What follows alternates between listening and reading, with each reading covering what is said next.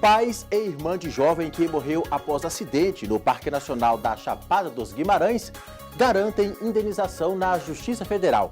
Família vai receber R$300 mil mais pensão mensal. TRF1 decide: estudante não pode ocupar simultaneamente 2 vagas de graduação em universidade pública.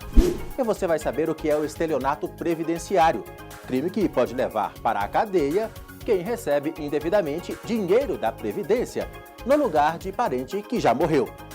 Acompanhe a partir de agora.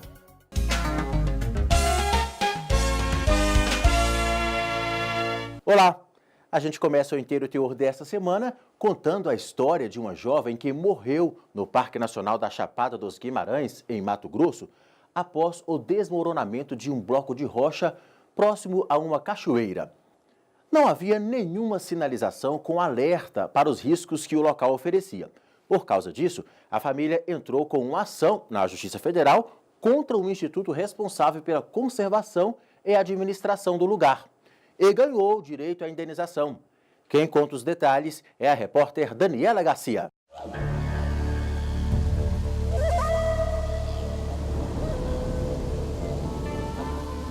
Em diversos lugares do Brasil, lá estão elas, as cachoeiras, com águas cristalinas e que parecem convidar para um banho. Mas as paisagens encantadoras nem sempre são tão acessíveis e seguras para um mergulho. Virgínia sabe bem disso. O filho dela, Carlos, morreu em uma cachoeira perto de Brasília aos 31 anos de idade. Ele foi sozinho, estacionou o carro, pagou para entrar no local, preencheu um formulário de identificação e não saiu mais. A mãe conta que o veículo ficou parado na entrada da cachoeira por mais de 2 dias, mas os responsáveis pela segurança do local sequer perceberam. O corpo foi encontrado só 3 dias após a morte. Foi um choque, né, como é para toda mãe. Eu acho que é uma notícia que ninguém quer receber nunca, né? Mas é seguir a vida, né? Se reinventar, porque depois que a gente perde um filho, a gente tem uma força, nasce uma força, acho que é Deus, eu não sei o que é, que te sustenta, que te leva a erguer essa bandeira e a lutar para que mais mortes como a do meu filho não aconteçam, né? E para que a vida dele não tenha sido em vão, né? A morte dele, o acidente não tenha sido em vão. Depois da tragédia, ela criou uma campanha por mais segurança nas cachoeiras. Aí foi um desabafo numa rede social, colocaram uma hashtag, uma tia do Cacá, e eu criei a campanha por cachoeiras seguras, né, por mais sinalização, por controle de entrada e de saída, e para as pessoas também, para que ajam com cautela, né. No Mato Grosso, uma jovem também morreu durante um passeio no Parque Nacional da Chapada dos Guimarães. Ela, a irmã e um grupo de pessoas da igreja passavam pela cachoeira Véu de Noiva quando houve um desmoronamento de um bloco de rocha que se desprendeu do paredão, atingindo parte do pessoal, inclusive a jovem, que teve traumatismo craniano e não resistiu aos ferimentos. Após o acidente, os pais e a irmã dela entraram com uma ação na justiça contra o Instituto Chico Mendes de Conservação da Biodiversidade, ICMBio, que administra o parque. Eles alegaram que o acidente só ocorreu por atitude omissa do Instituto relacionada à má conservação do parque e ausência de fiscalização adequada. Segundo eles, não havia qualquer tipo de sinalização alertando quanto aos riscos. Já em primeira instância, a Justiça Federal determinou o pagamento de pensão mensal aos pais da vítima, além de indenização por danos morais aos pais e à irmã dela. As 2 partes recorreram ao TRF da Primeira Região. Os familiares pediram aumento do valor e o ICMBio alegou inexistência de qualquer responsabilidade quanto ao ocorrido. Ao analisar o caso, a 5ª turma entendeu que houve negligência do Instituto quanto à fiscalização e conservação do local, pois deixou o acesso à cachoeira livre aos visitantes, mesmo com a iminência de desmoronamento e sem alertar quanto ao risco. Este advogado explica sobre a responsabilidade dos parques em casos como este. A fiscalização e a conservação desse tipo de parque, elas devem ser permanentes, né? Existindo algum risco e ocorrendo de fato um acidente, a responsabilidade nesse caso, como definiu o tribunal, ela é objetiva, independe de dolo ou culpa, né? Então, havendo o risco e ocorrendo, de fato, uma fatalidade, a responsabilidade é do ICMBio. A quinta turma fixou as indenizações em R$100 mil para cada um dos pais da vítima e R$200 mil para a irmã que presenciou o acidente, além da pensão mensal para os genitores.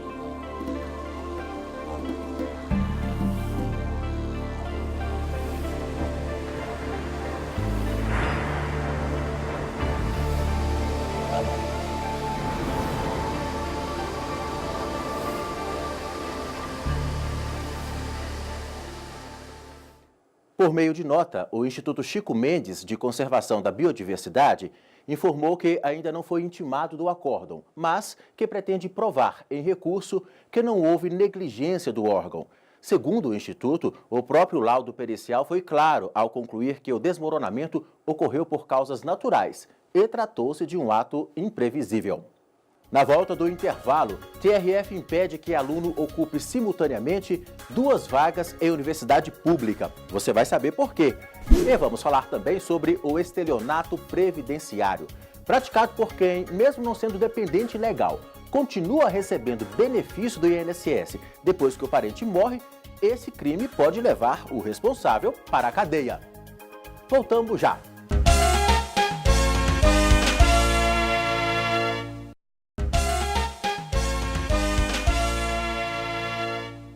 Você sabia que aluno não pode ocupar simultaneamente 2 vagas em cursos de graduação nas universidades públicas? Decisão nesse sentido, proferida pela 5ª turma do TRF da Primeira Região, impediu que uma estudante frequentasse ao mesmo tempo as graduações de Agronomia e Ciências Biológicas da Universidade Federal de Uberlândia. Os desembargadores se basearam numa lei criada para facilitar o acesso de mais pessoas às graduações ofertadas pelo sistema público. Está na lei. É proibido uma mesma pessoa ocupar, na condição de estudante, simultaneamente, 2 vagas de graduação em universidade pública. O critério, adotado desde 2009, é elogiado pela estudante Sara Porto, que tenta uma vaga no curso de medicina. É muito importante a aplicação dela não só para mim, mas para todo mundo que estuda e para vestibular, que está nessa luta atrás de conseguir uma vaga na universidade pública. Porque você está ocupando 2 vagas, você está tirando um lugar de uma pessoa que poderia estar ali realmente querendo fazer aquilo como sua profissão e se dedicando integralmente ao curso, né? Mas tem gente que pensa diferente e até já entrou na justiça para tentar manter a matrícula em 2 cursos ao mesmo tempo. Foi o caso de uma estudante que pretendia cursar na UFO, a Universidade Federal de Uberlândia, em Minas Gerais, as graduações em Agronomia e Ciências Biológicas. A candidata alegou que, como a Constituição prevê a educação como um direito de todos, a legislação que trata deste assunto não pode impedir o livre acesso à educação superior, o que dependeria apenas da capacidade do interessado. Para a aluna, ao negar o acesso aos 2 cursos, a UFO ofendeu o princípio da igualdade. O pedido dela, que já havia sido negado pela Justiça Federal em Minas Gerais, foi analisado pela 5ª turma do Tribunal Regional Federal em Brasília. O relator, desembargador federal Carlos Moreira Alves, ressaltou que a lei é clara ao impedir o acesso simultâneo a 2 vagas na mesma instituição ou em universidades públicas diferentes.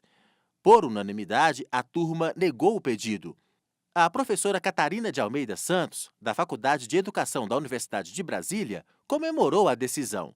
Disse que o julgado reforça o sentido social da lei, que visa garantir o acesso de mais pessoas ao ensino superior ofertado pelo sistema público, sem questionar a capacidade do estudante frequentar mais de uma graduação ao mesmo tempo. Ela tem um objetivo social à medida que, o nosso grande objetivo é fazer com que mais pessoas tenham acesso à educação, especialmente à educação superior, que tem um acesso mais restrito, Então, e para ter acesso, para a maioria da população, a gente quer que tenha acesso nas universidades públicas. Então, quando uma lei proíbe que um aluno tenha 2 matrículas ou na mesma universidade pública ou em universidade diferente, ela está fazendo o quê? Fazendo com que mais pessoas possam ter acesso.